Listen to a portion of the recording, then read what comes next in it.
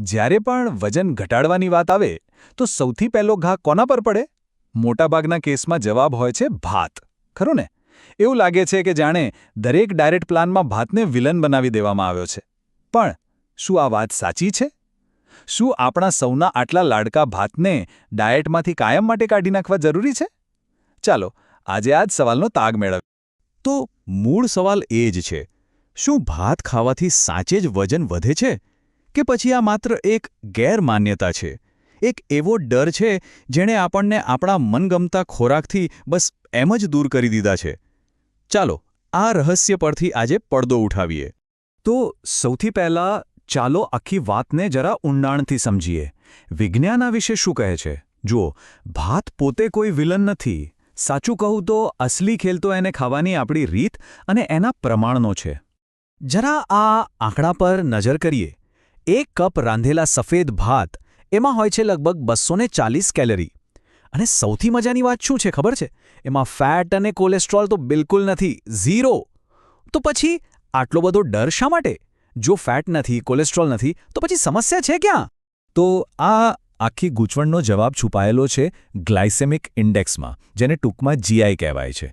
હવે સફેદ ભાતનો GI ઘણો ઊંચો હોય છે. આનો સીધો મતલબ એ છે કે તે ખાધા પછી આપણા લોહીમાં શુગરનું લેવલ એકદમ શૂટઅપ થાય છે, ઝડપથી વધી જાય છે. અને જો આપણે એ અચાનક આવેલી એનર્જીનો તરત ઉપયોગ ન કરીએ તો આપણું શરીર એને ચરબી તરીકે જમા કરી લે છે. બસ આ છે આખો અને એટલે જ અહીં સફેદ અને બ્રાઉન રાઈસ વચ્ચેનો ફરક સમજવો બહુ જ જરૂરી છે.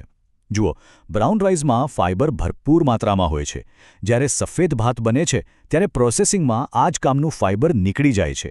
અને આ ફાઇબર જ તો એ જાદુઈ તત્વ છે જે આપણને લાંબા સમય સુધી પેટ ભરેલું હોવાનો અહેસાસ કરાવે છે. પરિણામે વારંવાર ભૂખ નથી લાગતી. તો આનો મતલબ શું એ થયો કે ભાતને જીવનમાંથી હંમેશ માટે બાય બાય કરી દેવું? ના, બિલકુલ નહીં. ચાલો હવે એ જોઈએ કે ભાતને સ્માર્ટ રીતે કેવી રીતે ખાઈ શકાય. એવી રીતે કે એની મજા પણ માણી શકાય અને વજન પણ કાબૂમાં રહે.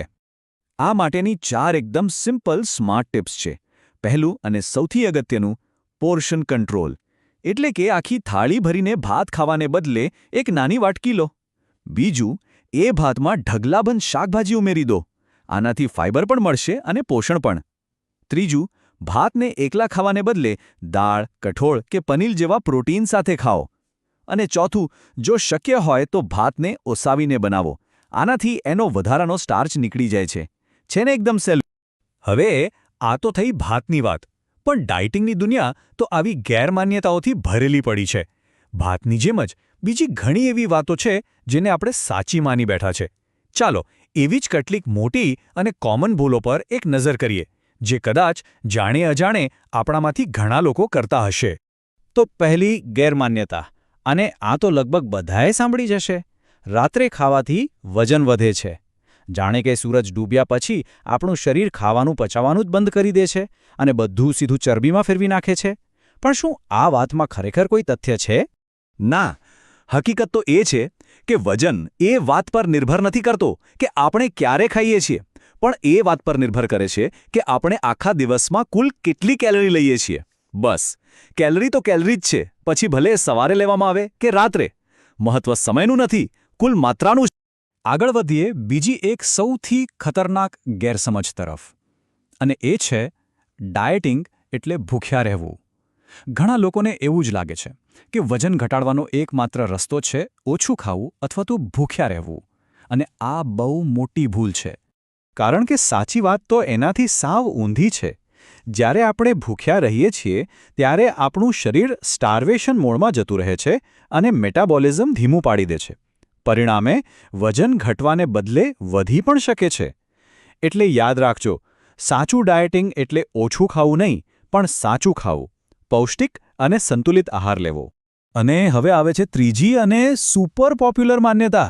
એવું લાગે છે કે આ તો વજન ઘટાડવાનો રામબાણ ઇલાજ છે, ગ્રીન ટી. એવી માન્યતા છે કે બસ દિવસમાં 4-5 કપ ગ્રીન ટી પી લો અને બધી ચરબી જાતે જ ઓગળી જશે. જુઓ, વાસ્તવિકતા એ છે કે ગ્રીન ટી તમારા મેટાબોલિઝમને થોડોક સાધારણ વેગ આપી શકે છે, પણ એ કસરત અને સંતુલિત આહારનો વિકલ્પ તો ક્યારે નથી બની શકતી. એને એક નામો હેલ્પર સમજી શકાય, પણ કોઈ મેજિક પોશન નહીં, એ કોઈ ચમત્કાર નથી.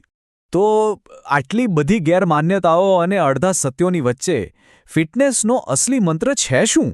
જો આ બધું ખોટું છે તો સાચું શું છે? ચાલો હવે આ આખા વિશ્લેષણના સૌથી મહત્વના ભાગ તરફ જઈએ. આ ચાર્ટમાં જ બધો જ જવાબ છે. એક આદર્શ હેલ્ધી થાળી કેવી દેખાવી જોઈએ? ખૂબ જ સરળ છે. તમારી થાળીનો અડધો ભાગ શાકભાજી અને ફળોથી ભરેલો હોવો જોઈએ.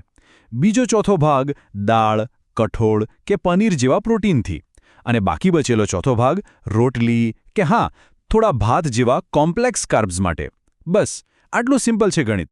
તો ફિટનેસની અસલી ચાવી કોઈ એક જાદુઈ ગોળીમાં નથી, પણ આ 3 બાબતોના બેલેન્સમાં છે.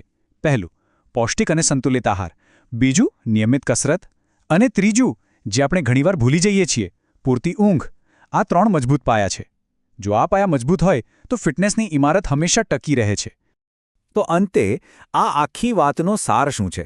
બસ એક જ વાક્યમાં: ભાત પોતે વજન નથી વધારતા, પણ કોઈ પણ વસ્તુનો અતિરેક હંમેશા નુકસાનકારક હોય છે.